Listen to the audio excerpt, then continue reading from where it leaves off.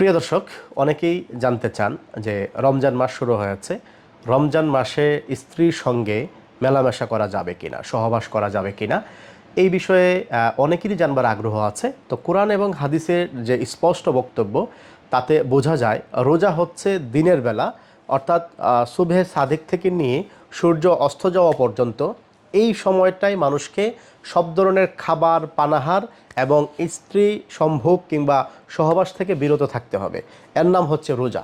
তাহলে কি আমরা রমজান মাসে স্ত্রীর সঙ্গে সহবাস কিংবা মেলামেশা করতে পারবো না?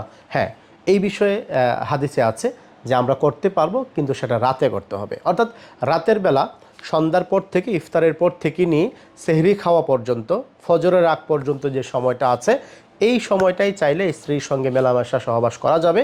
এতে করে রোজার কোনো সমস্যা হবে না, রমজানের কোনো সমস্যা হবে না। পবিত্র কোরআনে আল্লাহ রব্বুল আলামিন বলেছেন যে তোমাদের জন্য হালাল করা হয়েছে তোমরা রাতে তোমাদের স্ত্রীদের সঙ্গে মিলিত হতে পারবে কিংবা যৌন সম্ভোগ করতে পারবে। এই কোরআনের আয়াত থেকে, এই বাণী থেকে আমরা বুঝতে পারি যে স্ত্রী সহবাস করা যাবে, বাকি রাতে করা যাবে, দিনের বেলা করা যাবে না।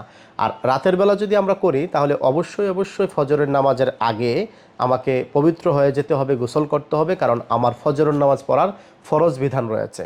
তো প্রিয় দর্শক, আমরা বুঝতে পারলাম যে রমজান মাসেও চাইলে স্ত্রী সহবাস করা যাবে, বাকি সেটা রাতে করতে হবে, দিনের বেলা নয়।